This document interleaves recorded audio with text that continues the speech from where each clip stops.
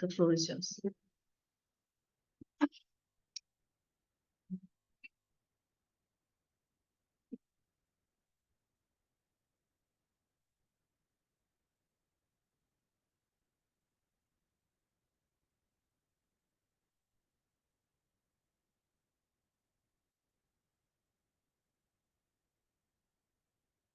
Good morning, everybody. Though the attendance is a little sparse, maybe rain is the big reason. Anyways, let us start off the session. Friends, you can read a quote given by very veteran investor Warren Buffett. It's good to learn from our mistakes, but it's better to learn from other mistakes. So this is the mantra we should imbibe in our profession also, because we cannot keep on making mistakes and learn, but it will be always better that we learn from other people's mistake and do the corrective action whenever expected. So that's the main slogan for today, and that is the reason why we are meeting today. We'll be discussing similar things, what people mistakes have done by other people, and those we should not repeat and learn from them.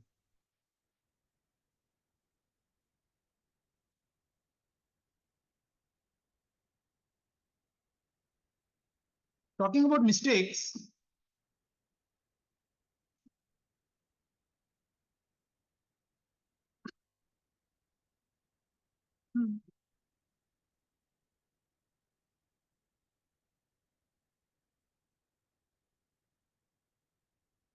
having some technical mistake.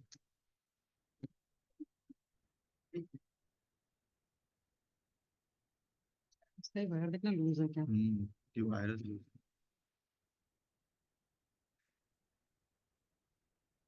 हाँ मैं वापस चालू कर वापस चालू करें presentation error दिख रहा है। नहीं आ गया मूव हो रहा है क्या देखो मूव नहीं हो रहा okay Talking about mistakes that in our profession of chartered accountants, let us recall some of the big mistakes which some people did and which had shaken our profession to a great extent. If you recall the Enron scam, which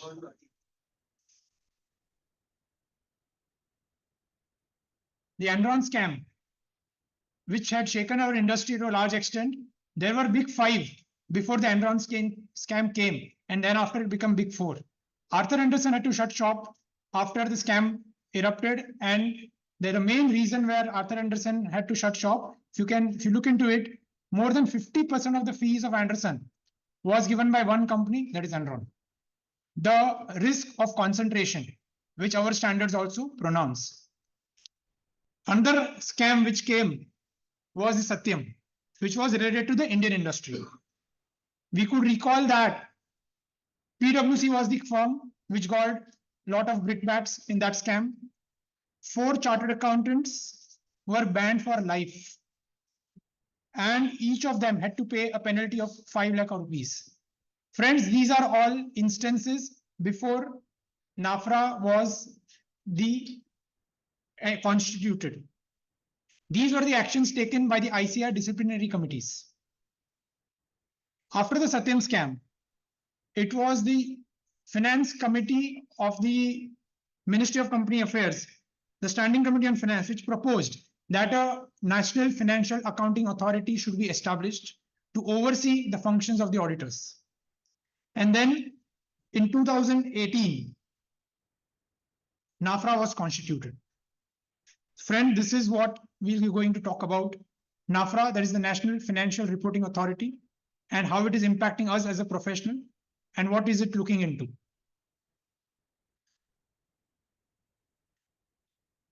This is the agenda for the day, what we'll be talking about. The NFRA, learning something about what NFRA is, what are the powers, what are the duties, what does it do, what is penalty they levy, what are the debarments, how is it correlated to the standards on auditing, which we are required to comply in relation to the 3 cases which I've picked up, that is Coffee Day Global, the famous Coffee Day, CMI Limited, and SRS Limited.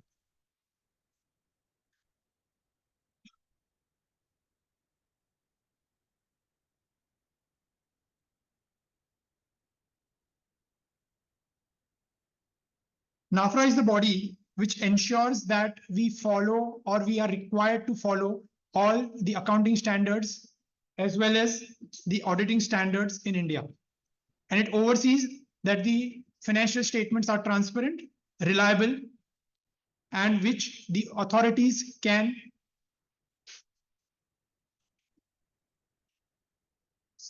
please let me know if there's any glitches there. It monitors the compliance with accounting standards under the Companies Act as well as the standards on auditing for the auditors. As informed, it was established under Section 132 of the Companies Act, and it's an independent regulatory body under the Ministry of Company Affairs. Its members comprising who are expert in the respective field of accounting, taxation, audit, law, etc.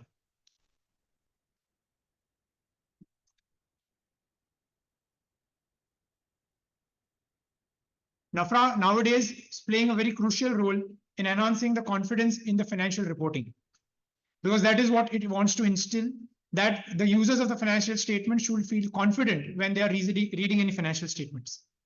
It also collaborates with various other regulatory bodies like RBI, SEBI to ensure the compliance. It conducts investigations and imposes sanctions for non-compliance for auditing and accounting standards. At present, the jurisdiction of NFRA extends to the following companies. These are listed companies, public companies which have some thresholds in terms of net worth as well as turnover, companies which are listed on the foreign stock exchange, and also companies which are being part of the Indian company in terms of consolidation if they are forming more than 20% of their revenue. Now, recently also NFRA has picked up certification work for listed companies, which were not done earlier. So we should be careful, though we are not the statutory auditors, but even if we are doing any certification work for listed companies, we should be careful in our assignments what we do. The composition of NFRA as per the Act as of now, there is one person who is the chairperson and maximum 15 members are to be nominated. At present, NFRA has one chairman, 2 full-time members and 9 part-time members. The full capacity has not been reached yet. The present chairman is Dr. Ajay Bhushan Pandey, who is a chartered accountant himself. Our institute's president is also an ex officio member of the NFRA. What are the roles and powers of NFRA which has been delegated through the Companies Act to NFRA? The responsibilities is in terms of it recommends the accounting policies and standards. It monitors enforcement compliance with the standards. It oversees the quality of the audit reports and work done not only by the audit report auditors, it also the CFO are also part of it because they are the preparers of the financial statements. Earlier, there was something called as NACAS, that was National Advisory Committee on Accounting Standards, which was dissolved after the formation of NFRA. Now the institute has to listen to the recommendations of NFRA before any accounting standards are pronounced, because the authority flows from the Companies Act to NFRA, and NFRA is the authority which recommends any changes in the accounting standards, and institute has to ensure that it follows those recommendations. Institute was very upset when NFRA was formed because its power was diluted to a large extent. The NFRA can do investigation for any prescribed CA firm and has exclusive jurisdiction when the NFRA investigation starts. The ICAI disciplinary committee loses control over that audit firm or that auditor once the NFRA investigations are initiated. It has the powers of a civil court. It can summon you, it can do witness, it can do all things what a civil court does. The penalties and misconducts range from rupees 1 lakh to 5 times the fees which you have received. And on the firms, it ranges from 5 lakhs to 10 times the fees received. It also debars member from practicing for a particular number of years. There is an appeal process which you can do in terms of if you are not satisfied with the NFRA's order. There is also something what is called as inspection versus an order. NFRA conducts inspection of some particular audit firm which it feels it wants to do. Order is something different. So you distinguish between inspection is of an audit firm, order is against a particular company and a particular audit year. Inspection is conducted when the NFRA feels that that audit firm is an important firm it wants to see the processes which they are following, the quality control mechanism in that firm, and it is not in particular to a single client, but the overall control and the procedures which the audit firm is following. Once the proceedings under inspection starts, there is a prescribed rules and guidelines which have been pronounced. So the NFRA proceeds with that process. It gives questionnaires, there is a question answer session, there is a 30 days time limit when the firm has to reply, and based on that, they come out with a conclusion and report, and that inspection report are opened for public inspection and published on the NFRA's website. Till date, NFRA has inspected these 5 firms and come out with inspection reports which are available in the public domain on the NFRA's website. Inspection is little milder than an order. So you have to be mindful that order is something stricter and the inspection is a little milder. The big firms are which are subject to inspection because they are the firms which conduct the audit for the maximum number of listed companies. Peer review is conducted by institute, but inspection is conducted by the NFRA officials. So it has a different level. Peer review people manage, sometimes it is said, but NFRA is a difficult animal to deal with, right? Yes, sir. Is it suo motu inspection or based on application to them? Inspection suo motu, when the NFRA feels that that audit firm is an important firm in the overall scheme of the event, the number of audits they are conducting for the listed company, that is how they start and conduct an inspection. As of now, 5 inspections have happened, and these are the dates when the inspection orders have been issued. In the recent, they have already targeted 2-3 firms as per the recent newspaper article that some other big firms are in the pipeline where they will be initiating inspection. If you file a complaint and it does not take cognizance of, what is the remedy available to the complainant? For what? For if I complain against a particular firm, but NFRA does not take cognizance of my complaint, where do I go? What remedy do I have? Okay, you can do a civil complaint. Because unless you have an evidence, NFRA is not bound to act on all your complaints. So as of now, 85 orders have been passed. This is the data as on 5th of July 2024, 2 days ago. 85 orders have been passed, and these are the level of penalties which the NFRA has levied as on date. 60 orders, more than 10 lakhs of penalty has been levied. And in one order, the maximum penalty has been 3 crores.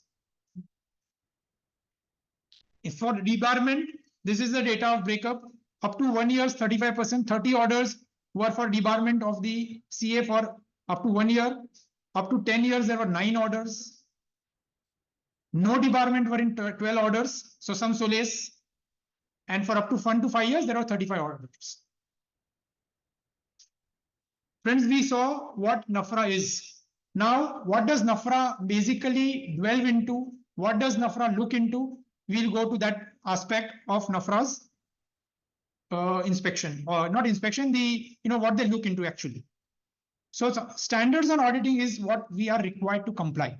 And that is what NFRA looks into whenever they do a investigation on respect to any company, wherever they are initiated that. So standards on auditing are prescribed guidelines for the conducting of audit. Everybody would be aware of it that we all are required to comply with the standards on auditing in any audit we conduct. The authority has been issued by the Accounting and the Assurance Standard Boards of India. Under the ICI, those are the authority which issues the standards on auditing. And again, the authority is derived by the section 132 of the Companies Act. Our essays are aligned to the standards on auditing issued by the International Accounting Standard Board, and which are almost copy paste, you can use the word, because we want to align with the world. We should be aware that the essays are mandated to be followed for all our audits, small audit, big audit, trust, partnership, LLP, companies, any audit we conduct, we are expected to comply with the standards on auditing. Accounting standards are for the preparer of the accounts to be followed, but as a chartered accountant and as a member who are attesting the audit, it is expected by us that we should follow all essays. There are disciplinary actions which are required to be conducted, which could be taken against us if we don't follow. ICI and NFRA both can take action against the members, because ICI, there is a disciplinary committee, and NFRA is a body which is superseding the ICI. The standards on auditing which have been issued till date have been bucketed into different categories.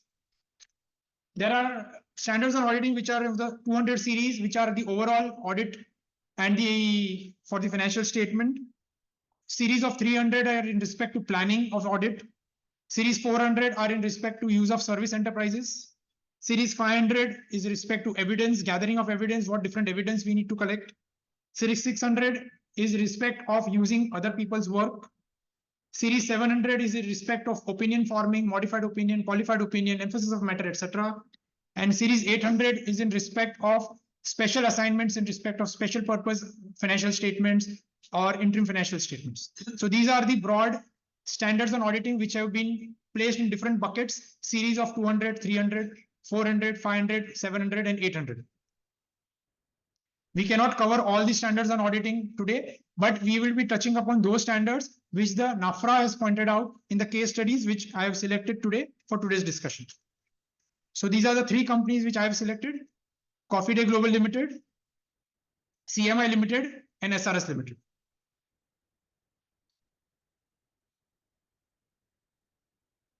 The famous Coffee Day, the cafe which most of us must would have visited by now. And it was a sad part that the promoter had suicide after the bankruptcy of this company. This order about Coffee Day was passed on 12th of April 23, pertaining to the financial year 18-19.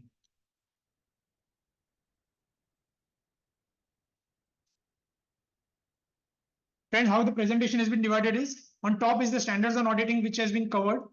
On the left hand side is the brief contents of the standards on auditing, and the right hand side is what the NFRA findings were in respect of discrepancy and the deficiencies by the audit firm not following those standards. So this is the slide flow in each of the slides henceforth. SA 200 required that the overall objective of independent auditor and the conduct of the audit is how the auditor has to behave for the overall audit completion. The objective of the audit is to obtain reasonable assurance whether financial statements are free from material misstatements. We are not required to give a full assurance, but only reasonable assurance. And if the auditor has not been able to obtain a reasonable assurance, he is expected to modify his audit opinion.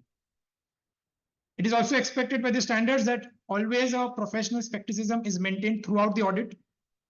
And if there is any conditions which remain, he should be remaining alert if there are any misstatements which should be possible in the financial statements. He is also expected to meet the requirements of integrity, confidentiality, professional behavior, and professional competence, and the standards guides in obtaining sufficient and appropriate audit evidence. The word sufficient and appropriate audit evidence has been used multiple times in all the standards. So we should be always careful. Sufficient and appropriate audit evidence is what is expected to be maintained to prove that we have done our work and obtain that evidence, to reduce the risk of audit to a materially acceptable low level.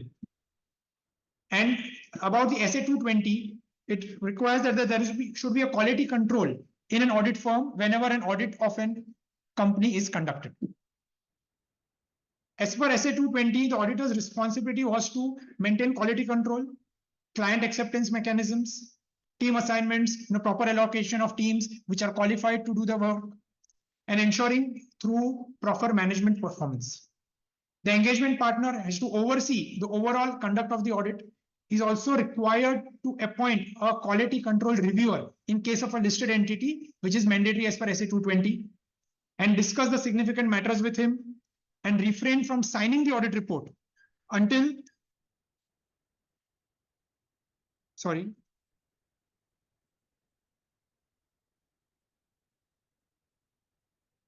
refrain from signing the audit report unless all the matters are discussed.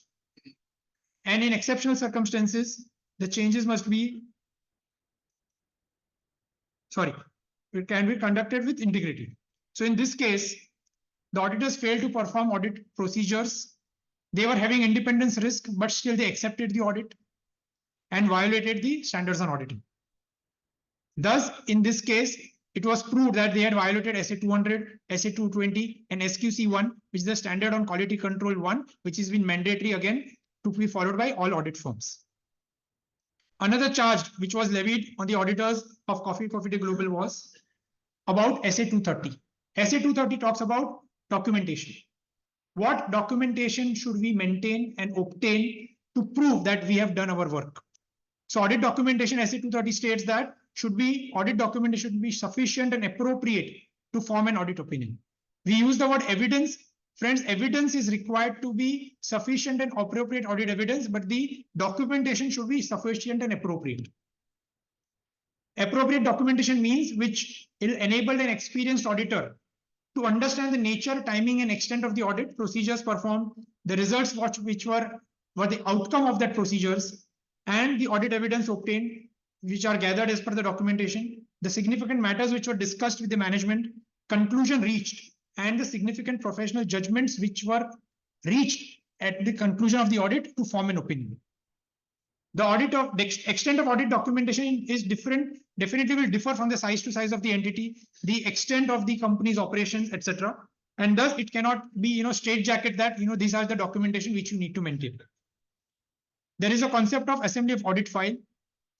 SA gives us the time of 60 days to complete the assembly of the audit file. That is the reason the UDIN you can create up to 60 days. It is required that there is no alteration or change in the audit documentation after signing of audit report. And in exceptional circumstances, if the documentation is changed, it has to be recorded why it was changed and what were the changes. So these are the requirements of SA 230.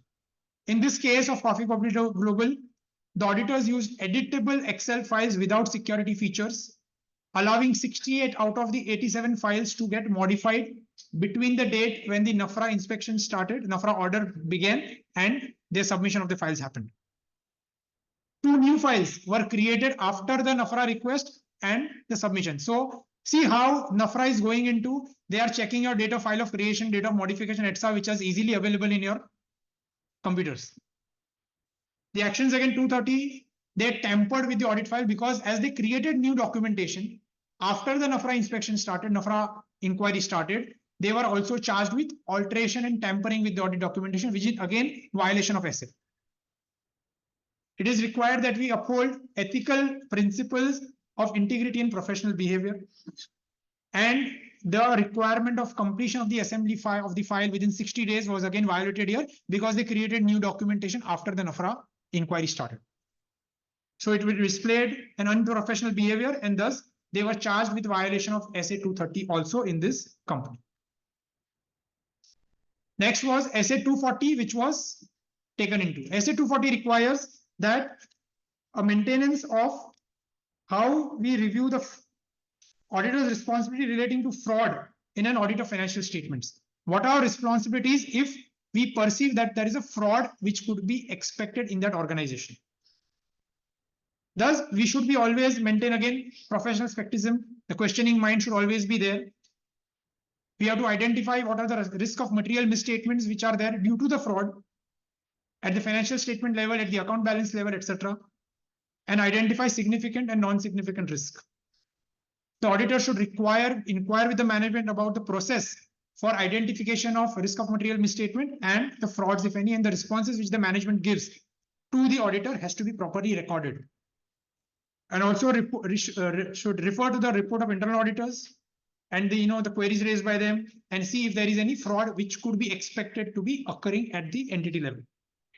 It is also required to perform fraud risk management override of controls.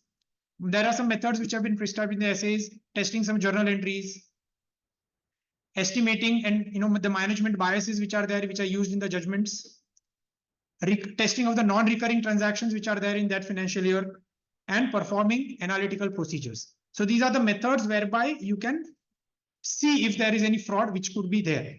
Now, what happened in that company was that the company used evergreening by round tripping of funds by giving loan to one company and the other. There are around 9 fellow subsidiaries of the main company. Coffee Day Enterprises was the main company. Coffee Day Global was one of their subsidiaries, and there were 8 other subsidiaries of Coffee Day Enterprises Limited, which were all used to siphon off funds from one firm to another and do evergreening of loans. So that was the main issue in this organization. Their group companies did not repay the loans, on time, nor there were any timelines prescribed, and the auditors did not mention anything about it. There was one company called Mysore Amalgamated Coffees Enterprise Limited, short is MACEL, which had negligible business operations, but it was the main entity which was used to siphon off funds, take loan, borrow, give loans to another entity, and round tripping of the funds which was happening. There was ample evidence which was available that MACL lacked any financial strength to repay the loans, but this Coffee Day Global was giving loans continuously to this company. Because Coffee Day Global was the main entity which was the revenue generating, which had all the coffee shops all over India. And the other entities were more of a defunct company which were used to siphon off the funds. In fact, in this order, it is already also written that the promoters were having blank checks signed by the signatories with them, and they used that funds to transfer the funds to their own promoters' personal accounts. The company failed to recognize impairment losses and write off non-recoverable loans as required under AS 109, and the auditor did not question the management or conduct any more audit procedures which were expected by them to conduct after looking into these facts of the case. So they were charged for non-compliance of SA 240 also. Then there is SA 315, which guides in identifying and assessing risk of material misstatements in the financial statements.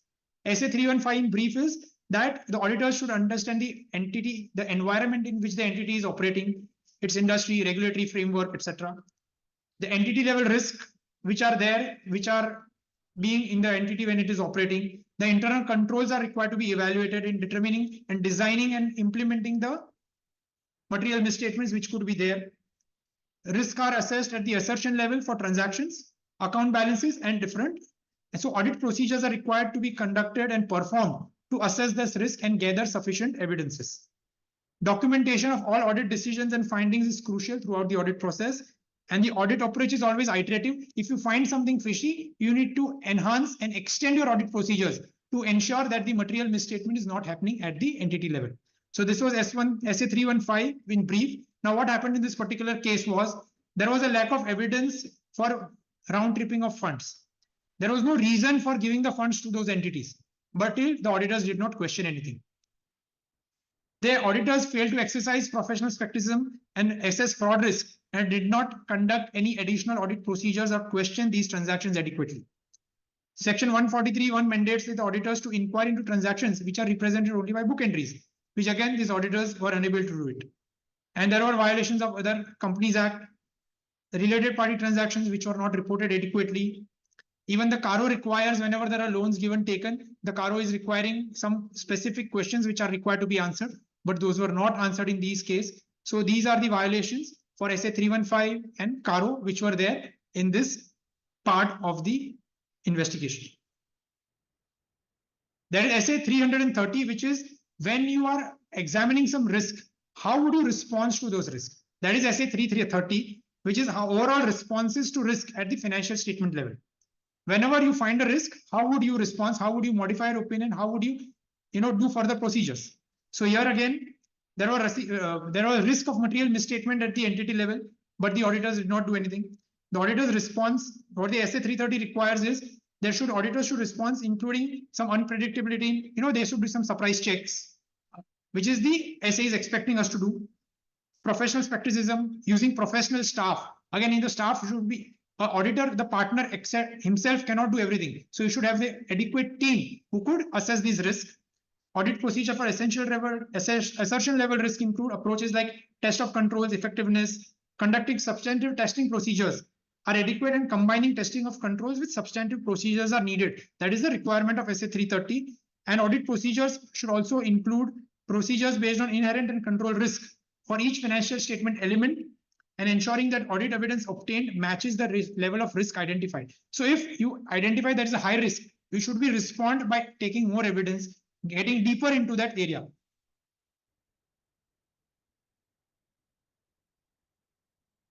Sorry, there's not getting scared on Zoom.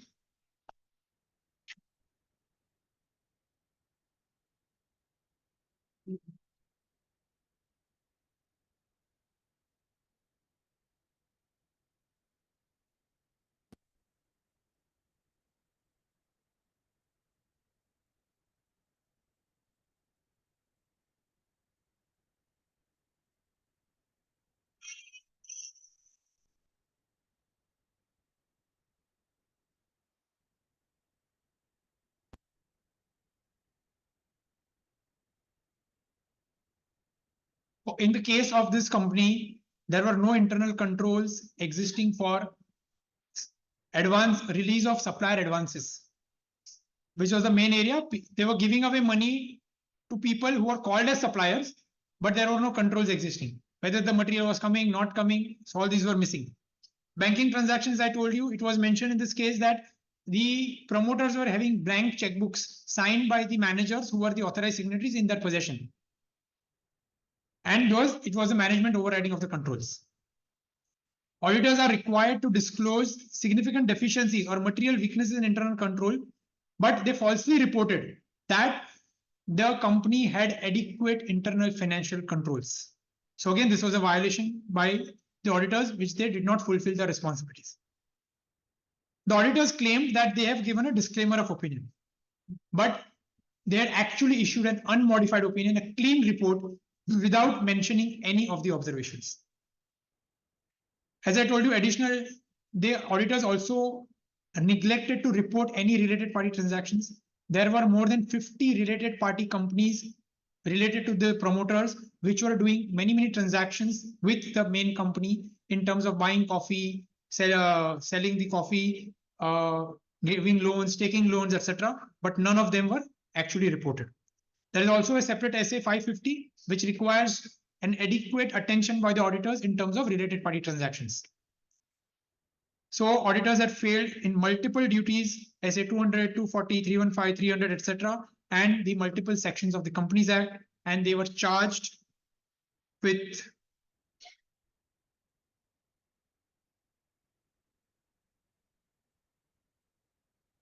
these were the penalties which were levied on the auditors of Coffee Day Global Limited. Penalty of 1 crore rupees. The firm was debarred for 2 years.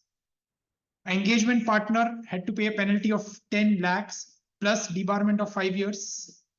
There were 2 other partners who were assisting him, 5 lakhs each plus debarment of 5 years. So this is the extent where the NFRA goes if the auditors are not doing their responsibility adequately. It's available in the public domain. I don't want to name any person in this forum. So I purposely removed all names. Why demean our own professional brothers? It's available in the public domain. If you want to know, you can Google and find it. Fine, but I don't want to demean any person in particular. It's available in the public domain. You take it, search it. This was my personal choice. Otherwise, it's available in the public domain. Next company we are talking about is CMI Limited. The full name was Chaudhary Metal Industries Limited. It was into manufacturing wires, cables, etc. This order was very recent, passed in 26th of April 24, and it pertained to 3 financial years, 1920, 2021, and 21-22. So 3 financial years of a club, and the order was passed in relation to the 3 financial years.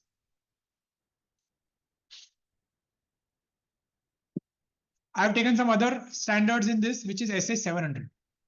SA 700 is about opinion.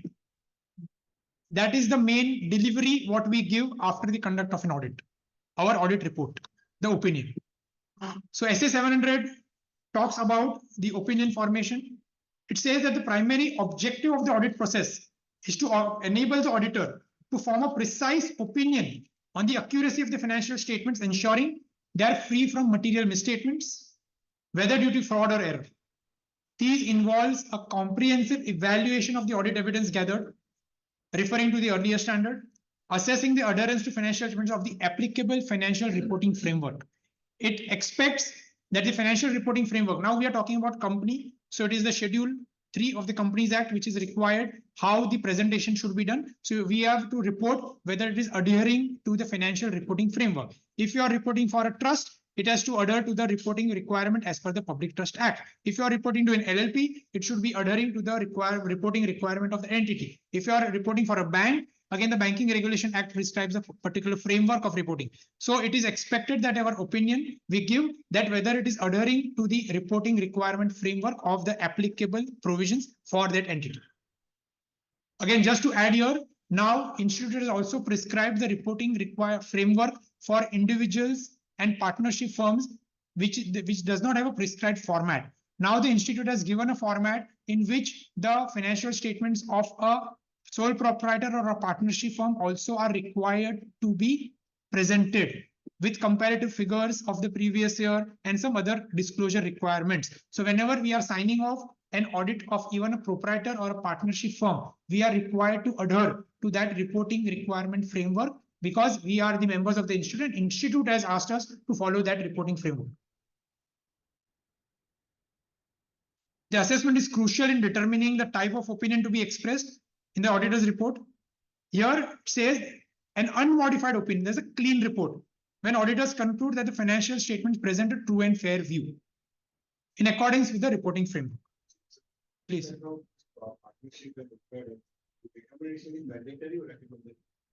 What I recall is that it was recommended last year. From this year, it is mandatory. Yeah, because we can just check upon it. 24, yeah. 24. Mandatory. This could take the form of a qualified opinion if the material what we have gathered is not sufficient, and then we may have to issue a modified opinion. The modified opinion has 3 different categories. It could be qualified, adverse, or disclaimer of opinion. These are 3 categories under the modified opinion. One is unmodified, which is a clean report, and under the modified, there are 3 categories, which is qualified, adverse, or a disclaimer. And certain matters, the auditors may also choose to emphasize certain matters in the report, which they believe are crucial for the stakeholders' understanding, even if it does not matter the audit opinion. Here in this case, the auditors had not adhered to SA 700 by issuing opinion on the financial statements without obtaining adequate audit evidence. Everybody should read what audit report has been prescribed by the institute. We are writing that we have gathered audit opinion. Sorry, gathered all evidence. We have followed all standards on auditing. So please introspect and read when we are issuing an audit report. Sufficient audit evidence as required by para 11. Despite claiming compliance to standards on auditing, the response to the show cause notice issued by the NFRA was not adequate. And the subsequent reviews identified multiple misstatements in the financial statements, which the auditor was unable to report in the financial audit report. The NFRA has come down heavily in this, and it says that the stakeholders rely on the audit report, rely on the opinion of the auditor to understand the financial statements. So you cannot take the report lightly. And it states that such lapses not only indicate a failure to apply auditing standards properly, but also reflect a concerning approach in auditing a public interest enterprise. An enterprise in which there are stakeholders, it is listed on the stock exchange, there are public who is involved. So the auditor has to be extra cautious whenever he is auditing a listed entity. The auditor's opinion is crucial as it assures stakeholders of the accuracy and reliability of the financial statements. Therefore, issuing opinions without adequate evidence constitute gross negligence and breaches the trust placed by the users of the financial statements. The auditor's response to the acquisitions was found inadequate, underscoring the importance of auditor's responsibility in upholding the integrity and the reliability of the financial reporting for stakeholders' confidence. These are the words picked up from the NFRA order. See how they are demeaning an audit profession by using such words. They are saying that see the importance what the stakeholders are placing on a report, so you cannot have a negligence towards your duties. Next was the section SA 706, which deals with the emphasis of matter paragraph and other matters paragraph. SA 706 is about emphasis of matter paragraph. Emphasis of matter is something which you want to bring forth in your audit report, which is linked to the disclosures in the financial statements. And it is not, by due to giving this, you are not modifying your opinion. You are giving an unmodified opinion, but you are emphasizing some matter in your audit report. So SA 706 says that it is used in the auditor's report for crucial matters in the financial statements, placed under emphasis of matter para with reference to the financial statement disclosures. It does not alter the audit opinion, but it includes examples like uncertainties in litigation, outcomes, or early adoption of accounting standards. And there is some other matter paragraph which is used for the non-financial matters, relevant to the user's understanding, placed under other matters in the auditor's report, and it is not prohibited by law or regulation and not a critical audit matter. Example includes constraints affecting audit scope by management. Auditors are required and expected to discuss the EOM and the OPM paragraph with those charged with governance before the reports are issued. What happened in this case? The audit firm faced challenges for failing to report a material misstatement in their audit report concerning CMI's non-accounting of liabilities towards bank and financial institutions after those liabilities became NPA in the bank's book. This omission violated SA 109 and constituted misstatement as per 200 also. And in spite of this, they were required and expected to modify their opinion as per in lines of SA 705, but the auditors presented an emphasis of matter paragraph. They claimed to have qualified their opinion based on this company's loan being declared NPAs by bank, but the report indicated that disqualification was based on CMI's going concern concept. The auditor should have qualified misstatement amount and modified their opinion in accordance with SA 705 rather than merely representing an expression as emphasis of matter in SA 706 clearly suggested that EOM paragraph cannot be used as a substitute for modified audit opinion. Modification of an opinion and emphasis of matter are two different categories, and one cannot substitute by using an emphasis of matter paragraph and saying that I have given this paragraph which highlights the matter, but qualified opinion and unmodified opinion are different matters. So you should be very, very careful in drafting the audit report, whether it's a qualification or just an emphasis of matter. SA 570, which is very, very important in an entity which is going through rough times. It's about the going concern. An auditor is expected to evaluate the going concern assumption because the financial statements are always prepared that the company is going to be, the entity is going to be there for perpetuity. The going concern assumption, if is vitiated, then the entire preparation of financial statements has to be done on a liquidation basis. When we are preparing the financial statements on a going concern basis is the basic assumption on which the financial statements are prepared, and thus it has to be validated very, very thoroughly. SA 570 states that the management has a role to first to assess whether the entity's going concern assumption is valid. It's first the management responsibility, and it has to give you a comfort to an auditor that the going concern assumption is a valid thing. And if there are any material uncertainties, they should disclose it to the auditor.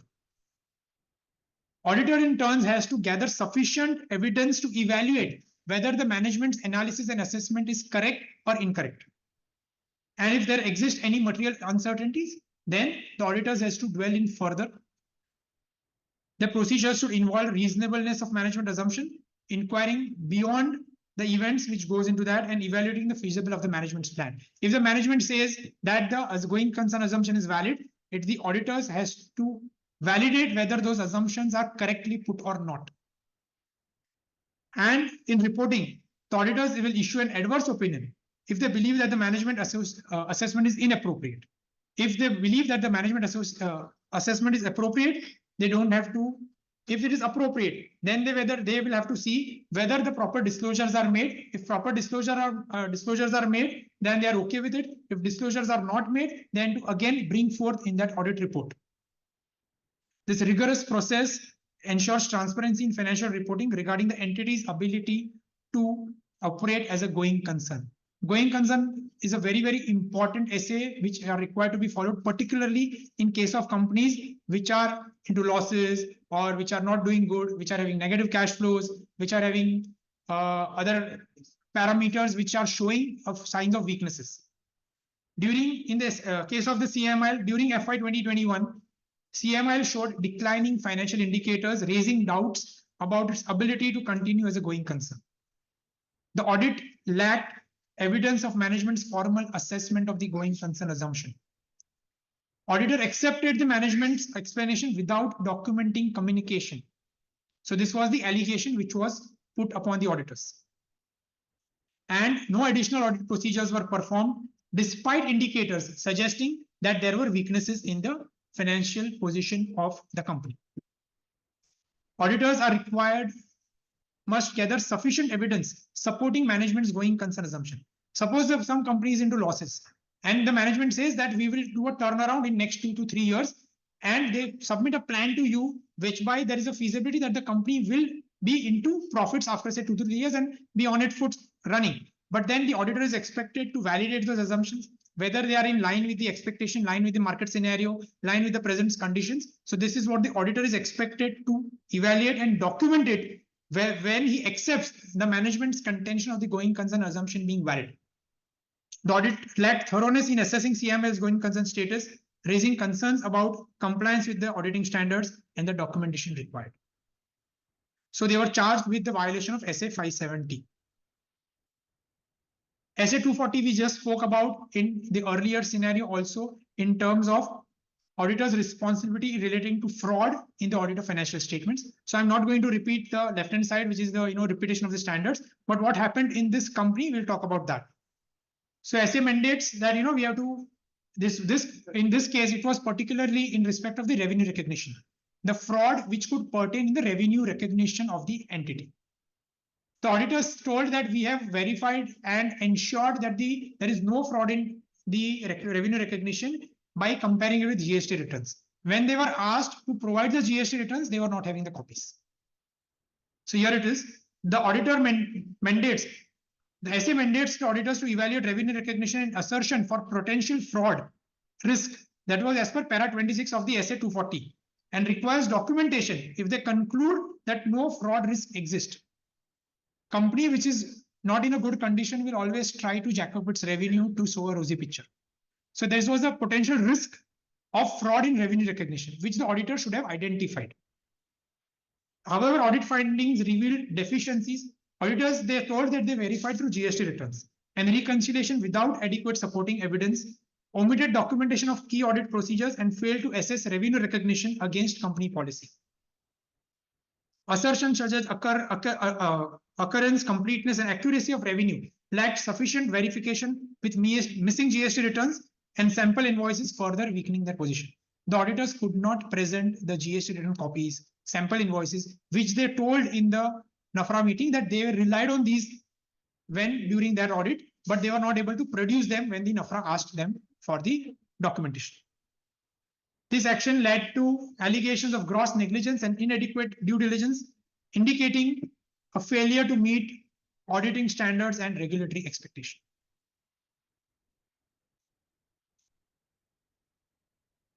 SA 230 again, documentation. Every time documentation would definitely come up because that is the reason this case is for us presented today, because they are not able to prove that they had documented their audit properly. Again, 230 on the left-hand side is audit documentation, what is expected, sufficient, etc. The similar thing. What happened in this case, we just talk about that. SA 230 requires again thorough documentation, detailing procedures, significant analysis, the judgments, tested items, how the conclusions were made. These are expected to be there. But again, auditors faced charges for inadequate documentation here. They claimed that the previously submitted documents are sufficient, but NFRA did not accept their contention. And physical verification, confirmation balances, etc., all were missing in the audit file. Critical working papers like inventory checks, loan agreements, which the NFRA asked for, were again missing in the audit file. The documentation were without the audit seal, sign of the engagement partners, etc., which was expected as per the SA 230. The authenticity of the documentation itself was questioned by NFRA. The failure to meet SA 230 standards underscored negligence and lack of diligence, leading to significant consequences due to insufficient and vague responses. The responses which were given by the audit firm during the NFRA interrogation were inadequate. NFRA did not find them adequate, and thus they were charged with violation of SA 230 also. SA 501, it talks about obtaining sufficient appropriate audit evidence. The word is sufficient and appropriate audit evidence. It should not only be appropriate, it should be sufficient. And it should not only be appropriate, it should be sufficient. So the requirement is very, very stringent. Sufficient and appropriate audit evidence is expected to be gathered, collected, and kept in the file to prove that you have enough evidence to reach a conclusion in your opinion.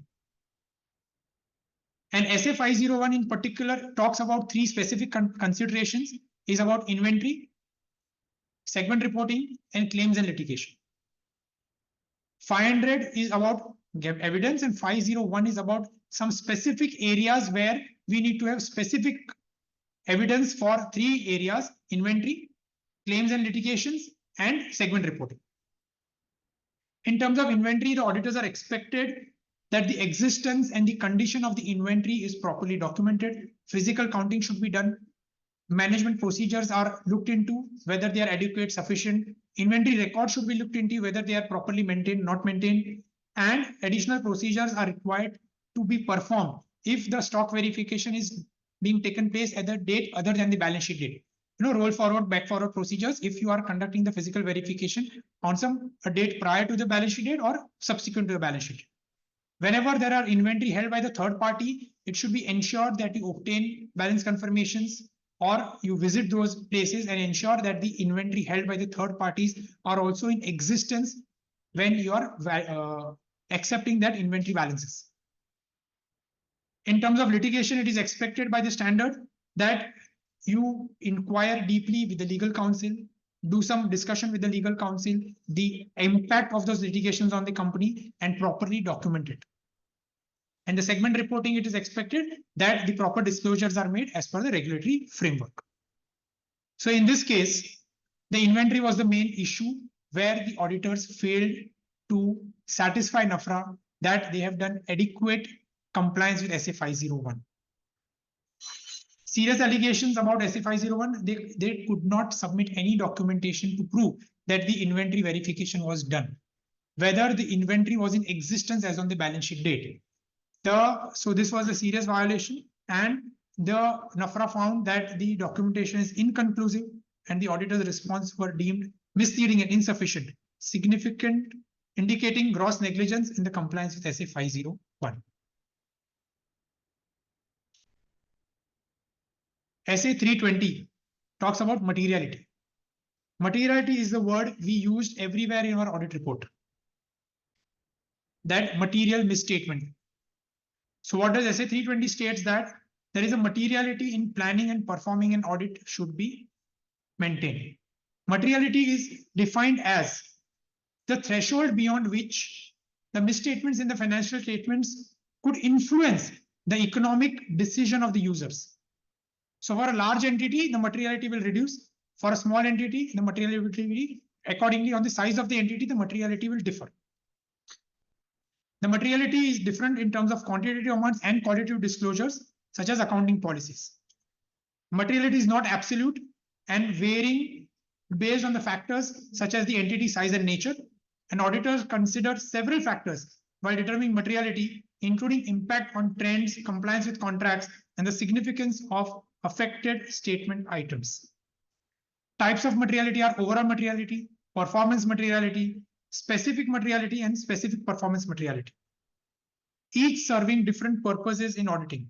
Overall materiality is established using benchmarks related to the user's financial information needs, ensuring financial statements are reliable for decision making. If you can recall, on 7th of April in this hall itself, our CCM had given a session on standards on auditing, and he had told us that Institute had come out with tools which help us document this materiality concept. The Institute gives us tool how you can document the materiality concept, which are available freely on the Institute website. These are Excel tools which everybody can use and comply with this essay to determine the materiality in an audit. In this case, the auditors faced allegation for not adhering to SA 320 because they could not document or prove that they had done the materiality evaluation. What was the materiality level? They were not aware. They mandated that the response that what the response is what they have done some sample selection based on a significant portion and verified material items. But what material?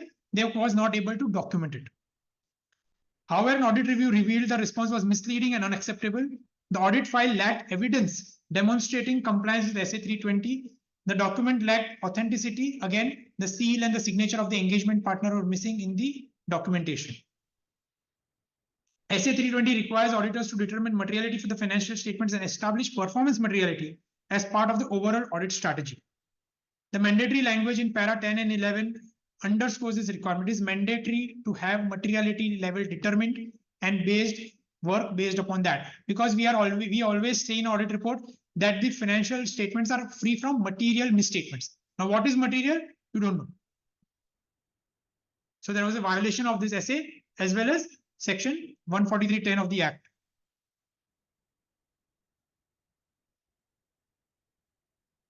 Next in this case was essay 500.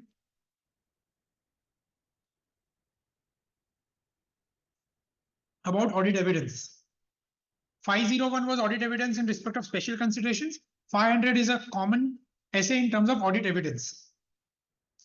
Audit evidence is essential for auditors as it provides comprehensive guidance in obtaining and evaluating evidence to form their opinion on the financial statements, because the opinion is based on the evidence what is collected. The standard specified a range of audit procedures, including inspection, inquiry, external confirmations, etc., and using the professional judgment to obtain different types of evidence and gather it to form an opinion. The reliability of audit evidence is enhanced through the use of independent sources such as external confirmation, direct analysis of industry which are available from the public domain, and previous audit evidence or internal records maintained by the entity. SA 500 underscores the importance of auditors applying these principles rigorously to ensure the integrity and accuracy of their finding. And in terms of testing selection, auditors have flexibility in choosing their approach. Compliance with SA 500 is crucial for auditors in maintaining the transparency and trustworthiness in the audit process. This was what the audit standards on auditing mandates us to follow. Now, what happened during this case is SA 200 is, again, we talked about, is the overall management and the overall audit compliance mandates to gather sufficient and appropriate audit evidence to minimize audit risk and reach reasonable conclusion. SA 500 requires the design and execution of suitable audit procedures, which SA 505 emphasizes the importance of obtaining reliable evidence from independent external sources. 505 requires that you obtain external confirmations for many cases, bank balance, daters, etc. In this case, the daters was the main contentious issues. The daters, the auditors told that we have sent confirmation, but we have not received the replies from the daters. Then the NFRA they were charged that if you are not receiving confirmation, why did not you do adequate further procedures to obtain anything further into that? So in that, they had no reply. They had not done any external confirmation for daters, and they simply relied upon that I have sent the confirmation, but I have not received any responses, which was not adequate according to the NFRA, and again, not in meeting the requirements of SA 500.5 for taking external confirmation. They did not do any further procedures also, and the external confirmations also which they had selected were based on which the management gave them, rather than they doing their own analysis and sampling and sending confirmations to the data which they deem fit, for which the confirmation should have been sent.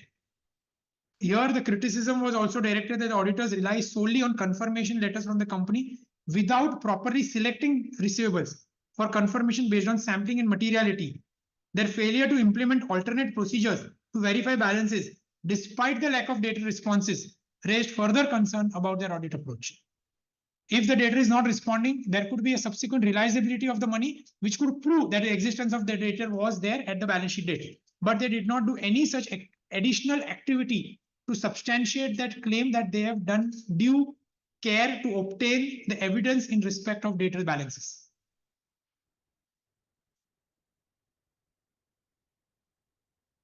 Another is about SA 260 and 265. 260 requires that we communicate with those charged with governance, and 265 states about we communicating deficiencies in internal control with those charged with governance. Those charged with governance is a word which is used repeatedly in many of the standards. So first, the auditor is required to identify who are the people who are charged with governance. With them, we have to initiate a communication, initiate a dialogue, and ensure that our file has those communication and documentation and dialogues in our file are maintained. So 260 is communication with those charged with governance mandates. Auditors to communicate significant audit matters to governance bodies such as audit committee, ensuring transparency and effective oversight throughout the audit process. It also requires that the auditors to report instances of non-compliance with laws and regulation.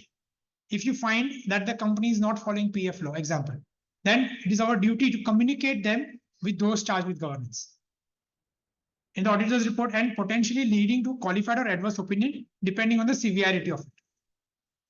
Unclear cases of non-compliance require careful evaluation. Under SA 705, which we spoke about, is the whether there is an emphasis of matter or other matters. With auditors assessing whether reporting to external regulatory bodies is necessary. Documentation must include minutes of discussion with the management, governance bodies or external parties regarding non-compliance to maintain audit transparency. And 265 again expects that we communicate the internal control deficiencies identified during our audit with those charged with governance. The suspectibility of fraud, complexity of estimates, financial exposures, transaction volume, etc. and significant deficiencies are promptly reported in writing to those charged with governance and unless restricted due to fraud concerns. Communication details the nature and potential impact of deficiencies, emphasizing, again, we have to emphasize that our focus is not in finding these deficiencies, but our focus is how would this impact our opinion. So that is what the standard says, that the communication details the nature and potential impact of deficiency, emphasizing that the audit's focus is forming an opinion on the financial statements rather than assessing internal control effectiveness. So in our communication, we have to state that our job is not about these deficiencies, but about how this will affect our audit opinion. Because we cannot be charged, we are not an investigator. We have to, that would be a role of an internal auditor. As statutory auditor, it is not expected to evaluate, what do you say, detailed investigation about some matter. He has to just, if he finds that there is some inadequacy, it is affect his opinion. That is what the job is. And that is again to be communicated during this communication. The standard ensures clear and effective communication of audit findings to stakeholders for informed decision making and oversight.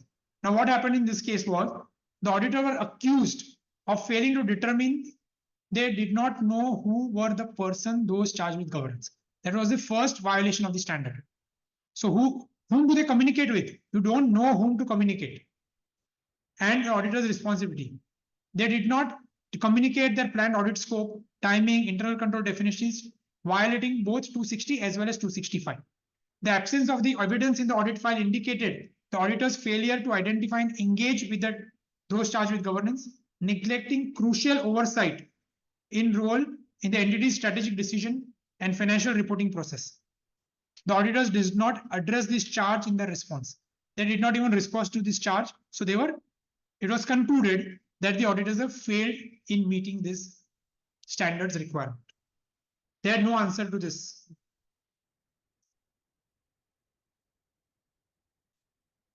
The penalties in this case, on the firm, it was 50 lakhs. On the engagement partner, 10 lakhs and debarment for 2 years.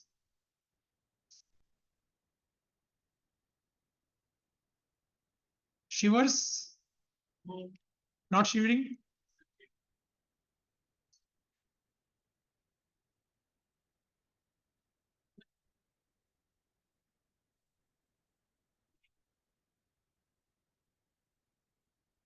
Pardon?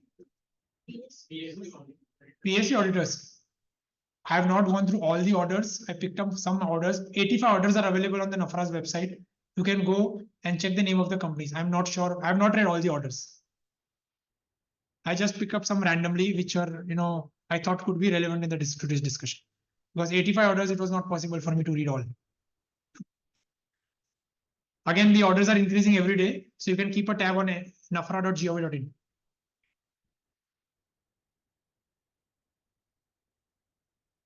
Next would be SRS Limited.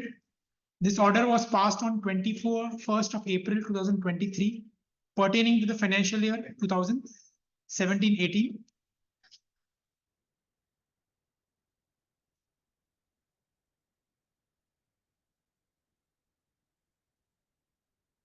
$240. Again, this was charged in this case also. So if you see, friends, 240 is something which is there in all the three orders, which is auditor's responsibility relating to fraud in audit of a financial statements. See, the cases which come up to NFRA are basically where there has been some fraud. So 240 is something, the violation would be there. Because whenever the company goes bust, at that time NFRA comes into play normally. Because there is something wrong going on, right? And the auditors were not able to indicate that or pick up that at an initial advanced level. It's more of a suo motu as well as complaints. Again, public domain, if investors are losing some wealth suddenly, they also pick up those companies. That is coming from IBC. Yeah, insolvency. Here again, SA 240 was the SA which was violated by what happened in this case. The engagement partner failed to adhere to 240 responsibilities regarding fraud, lacking adequate risk assessment in audit documentation, despite indicators like significant provisions against trade receivable and declining inventory levels. See, there would be definitely some indications which would be there. If the auditor would have been a little alert, I suppose this could have been averted. We don't know whether they will hands or glove also, but those chances of being that also cannot be completely, overruled. There were some engagement partners inquiry into FIRs. There were some FIRs which were being submitted against the group's personnel. Stock Exchange had initiated some inquiry. This too did not, trigger skepticism in the minds of the auditors that you should go some deeper. That could be some more fraud which could be happening underway. So again, misleading explanation to MCA. They gave some explanation without supporting audit documentation for internal control checks, substantive testing, and sampling claimed to have been performed. They could not prove that they had done these audit procedures. There are quarterly reports which were qualified due to uncertainties indicating credit repayment difficulties, yet engagement partner did not take appropriate steps despite indication of potential fraud showing gross negligence. NFRA also found that the engagement partner's audit documentation was inadequate, citing routine analytical procedures, lacking depth of relevance, and failure to evaluate unusual transactions or significant provisions adequately. The engagement partner's handling of sample selection, discrepancies, and lack of clarity on population size violated SA 230 requirement also, concluding negligence and breach of responsibilities under the Companies Act and SA 240.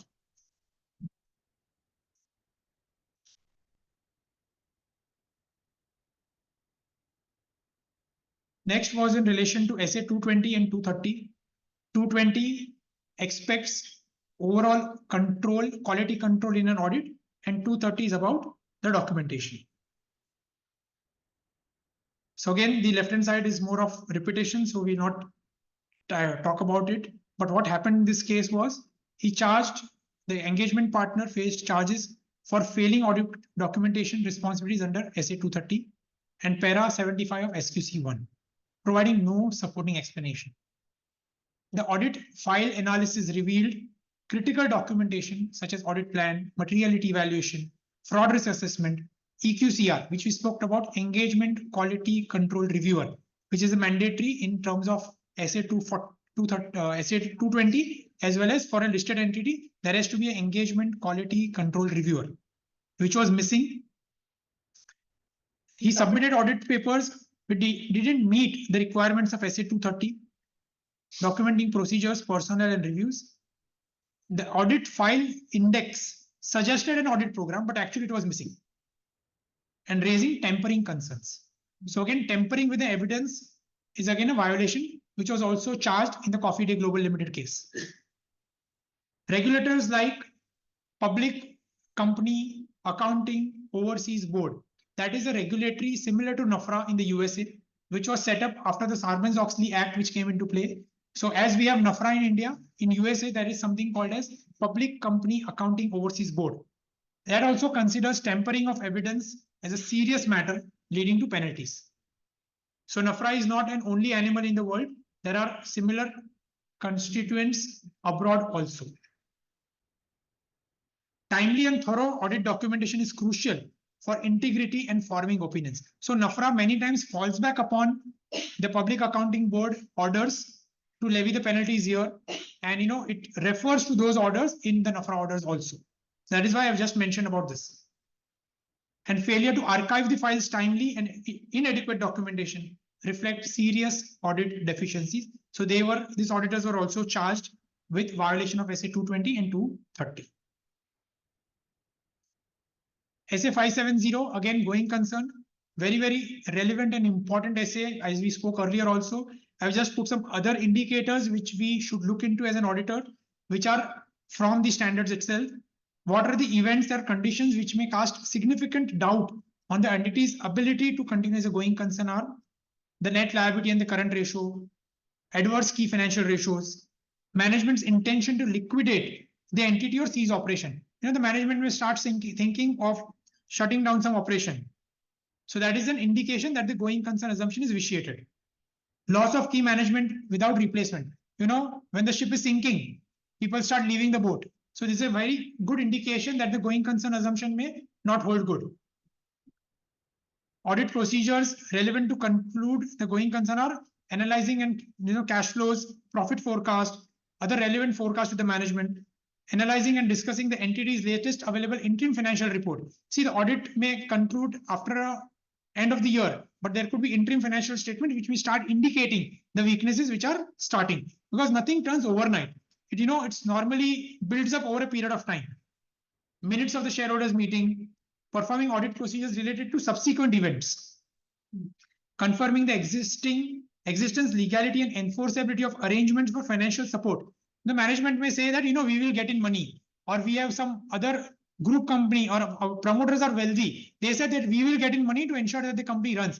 But actually, do they have that money? Many times what happens, the subsidiary are loss making, and the parent company always supports the subsidiary. So this may be also an indication that the parent is supporting it. So a comfort letter from the parent, again, subject to the parent's strength is good enough to support the subsidiary. This could be an additional evidence what an auditor should obtain to ensure that the going concern assumption holds good.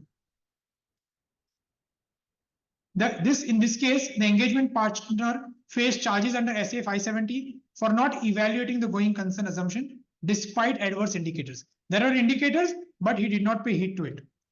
EP claimed to have queried management and discussed projections, but found responses inadequate. The NFRA found that the responses which the auditor had documented were not adequate to conclude that the going concern assumption was valid.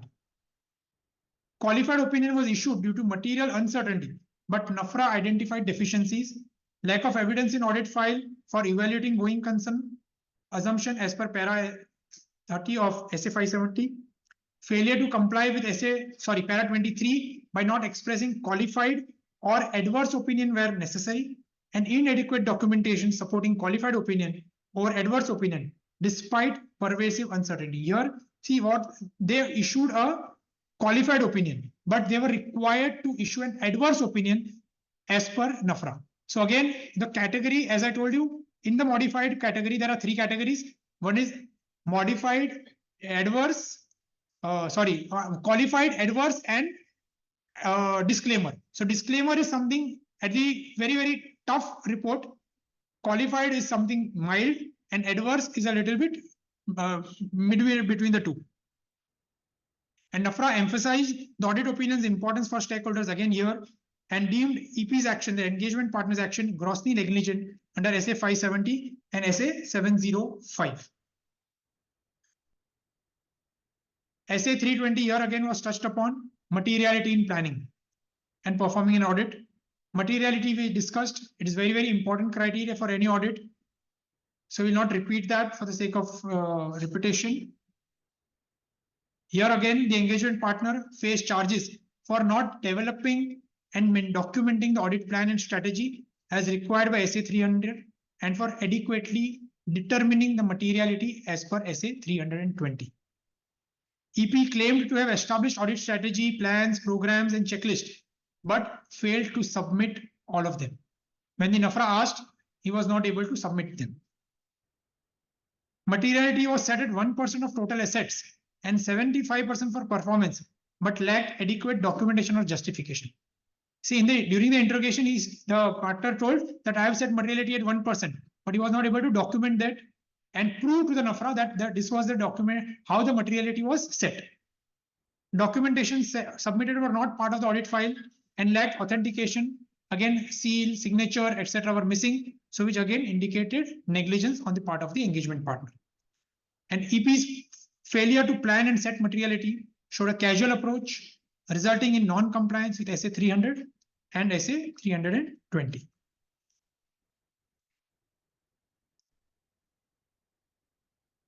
SA 220, overall control in an audit procedure. The SA requires that there is a quality control procedure for the financial statement audit, which is expected at an entity level. Client acceptance and continuation procedures are followed every year. An assignment of engagement teams are done and engagement performance is monitored on a continuous basis. The responsibility of the engagement partners are mentioned in the SA 220. Says ensure appointment of a quality control reviewer. A quality reviewer should be appointed in case of a listed company. Significant matters has to be discussed with that quality reviewer, and he should not date or sign the audit report unless the review process is completed. This is the mandatory for SA 220 to be complied with. In the case of SRS Limited, the EP was charged with failing to comply with the requirements of paragraph 19A of SA 220, which mandates appointing engagement quality reviewer for audits of financial statements of listed entities and prohibits the dating of the auditor's report until the completion of the EQCR review. So here again, they signed off the audit report before the review by the engagement partner. So the engagement quality reviewer was done. The EP claimed to have appointed Mr. Bansal as the EQCR, citing his professional qualifications and contributions during audit. However, Mr. Bansal's confirmation lacked documentation, formal documentation. He Bansal karke, he was appointed, but actually Mr. Bansal could not prove that actually he had done the review. Lack of formal appointment was there. There was no formal appointment which was there. Misleading portrayal of Mr. Bansal's experience contradicted his own statements. Mr. Bansal was not even qualified enough to do an engagement quality review. And emails were exchanged between the EP and the EQCR lacked clarity on the nature of queries and the resolution. In the audit of listed entities, the EQCR plays a crucial role in ensuring quality of evaluating significant judgments, reviewing independent, facilitating consultation on contentious matters, and reviewing audit opinion formation. The EP was found guilty of gross negligence and submitting information violating SA 220. So here, all these violations were again there.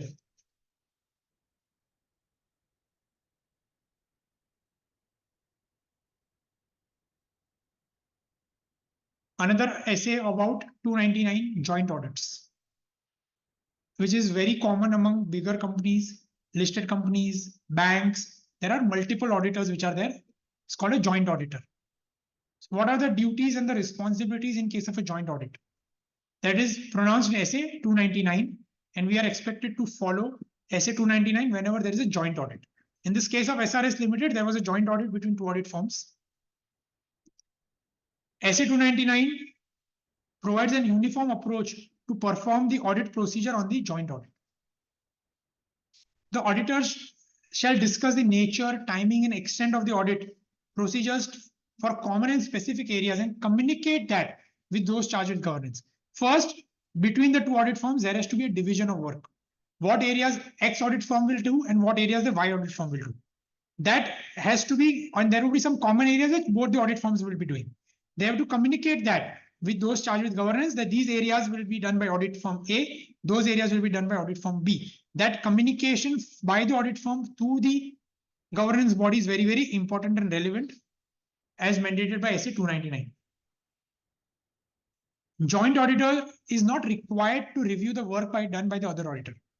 If there are two audit firms, I am not required and expected to review the work which has been done by the audit firm, because we have done a division of work that if suppose I am looking into assets, the other person is looking into liabilities. I'm not expected to review what work he has done, nor he is expected to review the work what I have done.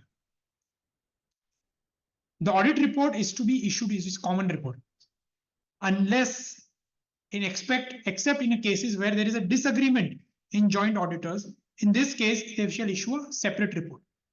But I have not seen any cases where they've issued separate reports. But the report is common, areas are different, so they have to come to a conclusion whereby they issue a common report. And if there is any disagreement in any of the area on the opinion formation, then they are free to issue separate report for the audit of the same company by two joint auditors. Two or more, there could be more also. The joint auditors are jointly and severally responsible for the decision taken by all joint auditors in respect of common audit areas which is not divided and carried out by both the joint auditors or both or all the joint auditors, matters brought to the notice of one auditor by the other. Suppose I am reviewing one area and I come across some area, some significant deficiency or risk which is related to the other auditor's area. It is my responsibility to inform that auditor that, dear, this is the area which you need to look into deeper. So that is the responsibility of the joint auditors. And disclosure requirements of the financial statements is the joint responsibility, because financial statements are one. So all the disclosures which are mandatorily required by the disclosure regulatory framework under which the entity is operating, it is the responsibility of the joint auditors. And then there is a joint decision, which is an opinion which is formed and the audit report is issued. Here, in this case, what happened? The engagement partner faced charges for not adhering to SA 299 on joint audits, specifically mutual discussion and documentation of audit work division. EP claimed that the joint audit work for SRS was agreed upon by both auditors, citing an email as evidence and discrediting management's role. But the analysis found by the NFRA was there was lack in the documentation in the audit file regarding division of work among auditors. So the clear demarcation of the areas of work was missing in this case. The documentation which was provided was very generic, not part of the audit file, and lacked detailed work division. Insufficient evidence supporting management's role in the work allocation. EP found guilty for not meeting SA 299 requirements of mutual discussion and documentation in joint audits.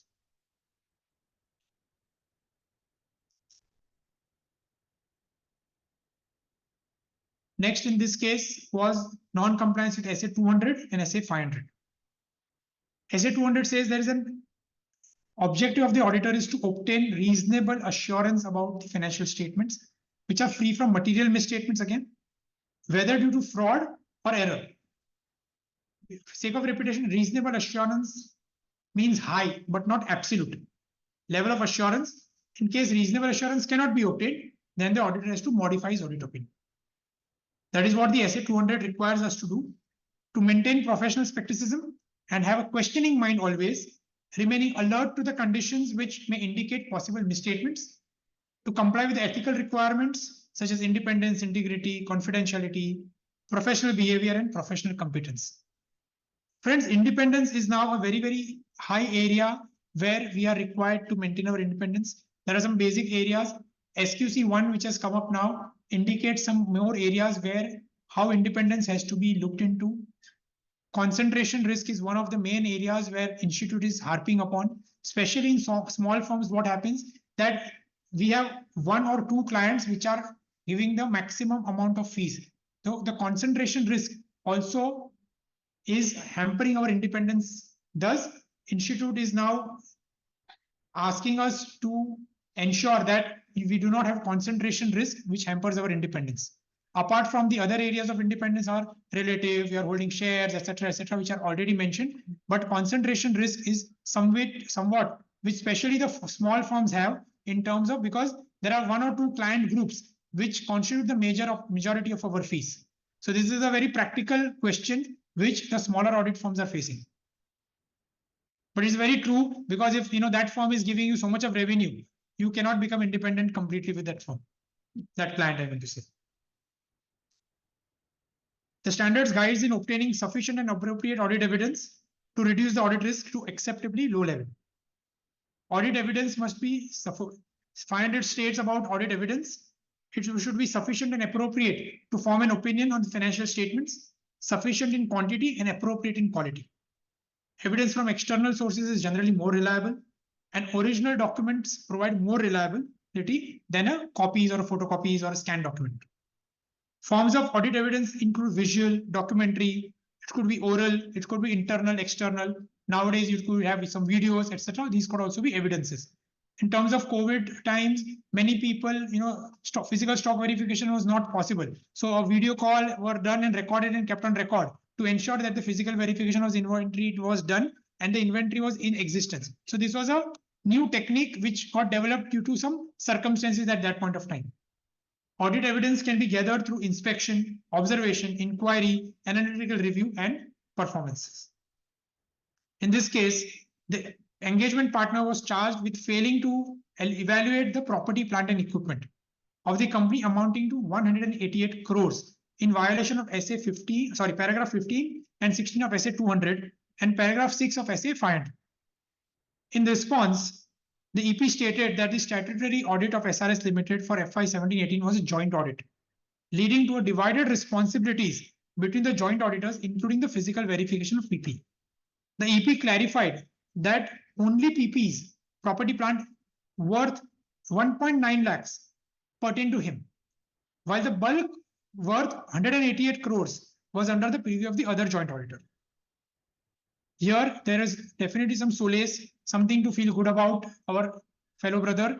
He could prove to the NFRA that the responsibility in relation to verification of PP was of the other auditor. NFRA accepted his contention and the charge against this essay was dropped against him. So it is not always that the NFRA is charging you for allegation or for violation. If you are able to prove your contention, this charged NFRA charged this, but it was dropped. So this is a very good learning for us that if you are able to prove your work, if you have maintained proper documentation, that NFRA can drop the charges also. So learning is do your documentation properly, explain what you have done rather than getting afraid, and then the NFRA may drop the charges also. So this is a very good example where the charges were dropped because the engagement partner could prove that it was not his responsibility to check the verification of property, plant, and equipment.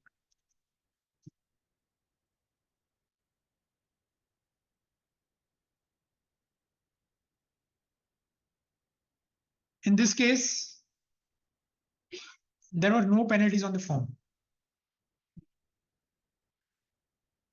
On the auditor, the partner, the penalty was 3 lakhs and his debarment was also for 3 years. Friends, this is what I thought would be enough. 3 cases we discussed. Anything specific about the case? You can, have some more questions on it. 5 minutes we can do for question answer. And then I would like to thank you everybody for a patient listening and giving me this opportunity at this status. Thank you. Every company gives them money to subsidiary company or associate company.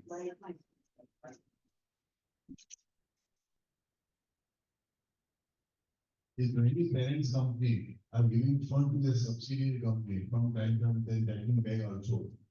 Sometimes they are raising the invoice, sometimes on account money. How is a fraud on that? Because they are officially showing the books of account, they are doing confirmations.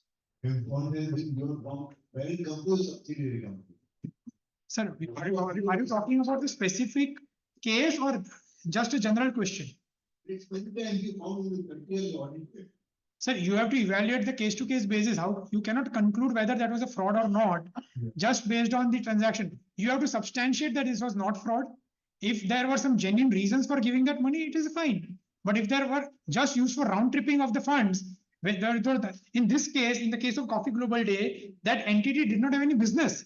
It was just an entity to take loan and give loans. Fine. Money is going and coming back also. But in this case, it was not coming. The financial position of that company was such that it was not able to repay the loans. The financial status was not there. They were not able to that money went to the promoter's personal account. That because money is to the promoter. The money, the checkbooks of all the firms were kept by the promoter.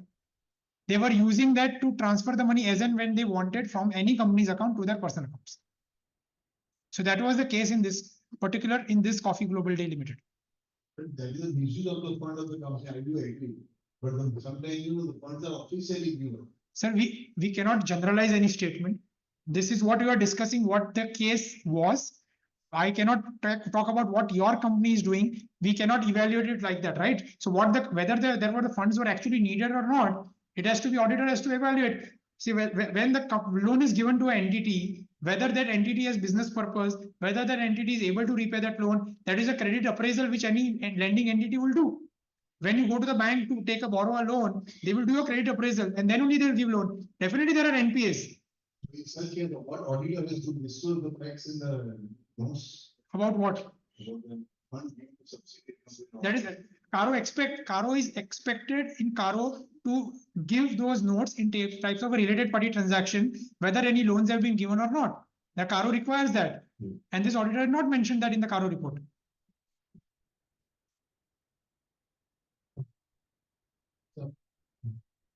Based on the various examples that you are given, the first impression or the way look at differently is that whenever the presentation is made to NFRA, there has to be some support. Our fraternity has to make some support. Because there are some things which should have been very well regulated and done properly and at least presented properly to the NFRA. That is because like documents not signed, that sign has to be done by the auditor itself.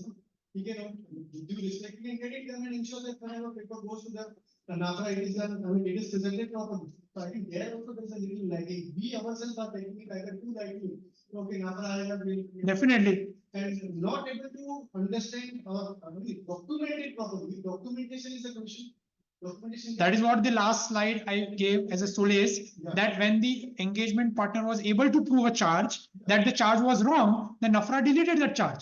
So it is not that the NFRA always charges you or acquisitions you or allegation. If their allegation is not provable, you are free. So what is expected from us is to learn from other people's mistake. That is what the first slide in fact, I just want to repeat that again for the benefit of people who came now.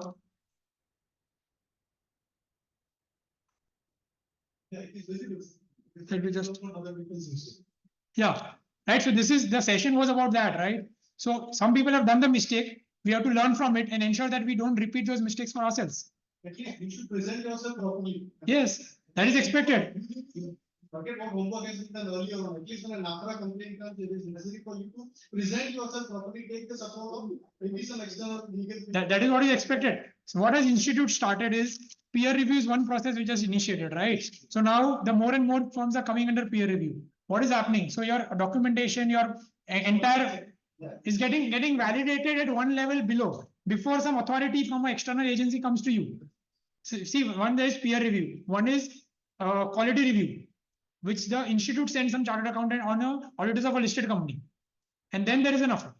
So there are definitely stages which are happening, and institute is doing that to ensure that we tighten our belts and buckle up and stand up to the occasion. And we should also be more careful when we. Definitely. So, these things can be taken care of. Sir, you mentioned about sending the external confirmation to parties, trade receivables and trade payables part. But as an experience, we send the confirmation request, but more than 5% normally they respond, rest do not respond. That there was a penalty on the auditor for not doing other tests. Yeah, so there should be some other test. Other test could be suppose there was a data for 1 lakh which was receivable as on 31st March. Subsequently, if that money is received, it confirms that the balance was available as on 31st March. So you take that evidence that that money was received from him. Right, that's what to do. So still, suppose money is outstanding as well, the balance is paid after the balance. Then there is something fishy. There's something fishy about it. Even 2 into 3 years. Suppose you're signing in September for the March audit. For 6 months, if that money is receivable, suppose the sales had occurred in last December, which is say 9 months as on September. So if you see if the 9 months the person is not paying up, you made adequate provision for the debtor. There's something fishy about it. Why is he not paying that money? The normal credit terms are 35 days, 40 days, 50 days. If he's not paying for say 180 days, then what is the matter? Disclose the notes that is there with someone.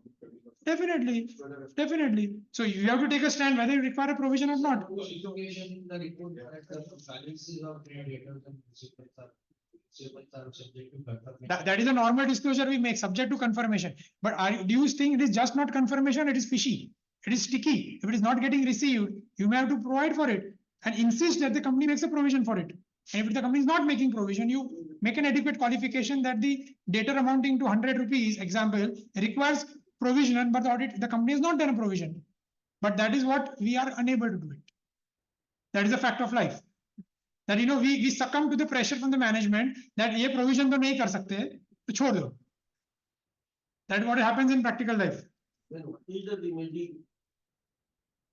For all the- Himalaya पे चले जाओ.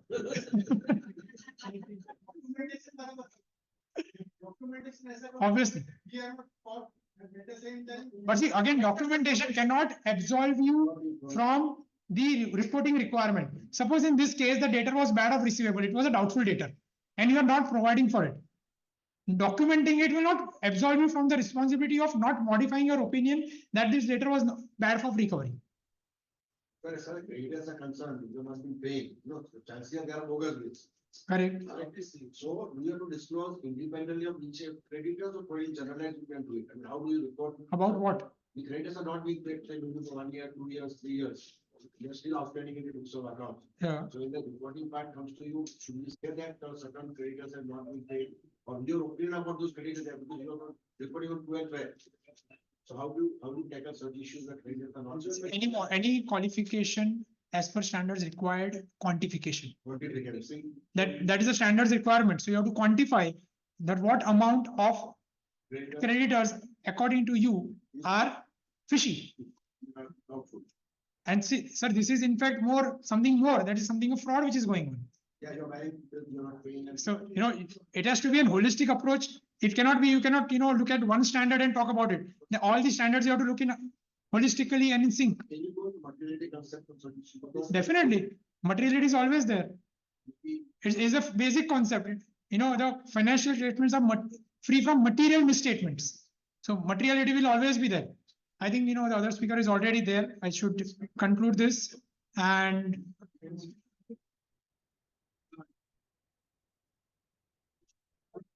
Yeah, so I will say that 501 requires multiple specific. Suppose we are appointed for a state around. So we do not actually physically verify the individual. Okay. In that situation, does it require the qualification? No, it is not requiring qualification, but you can do a verification as on the date of appointment or subsequent to your appointment. Do some activity of roll forward or carry forward, back forward procedures to ensure that the inventory was in existence as on the balance sheet date. Yeah. And satisfy yourself.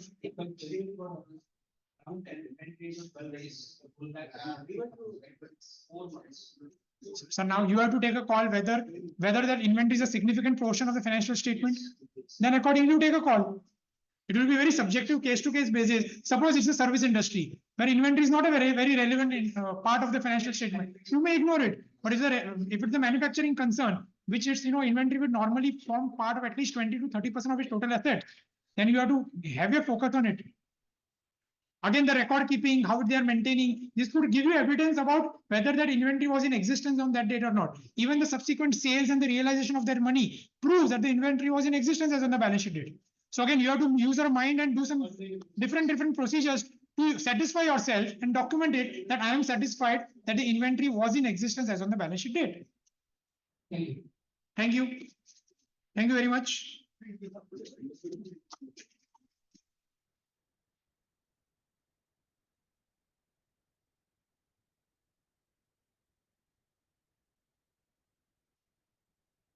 Thank you, Chintan. I think today's session was very much a smile because we came together and Chintan Bhai motivated us to improve, learn and excel. Yes. So to propose a vote of thanks, I would like to call upon our senior member, CA Bhavesh Shah.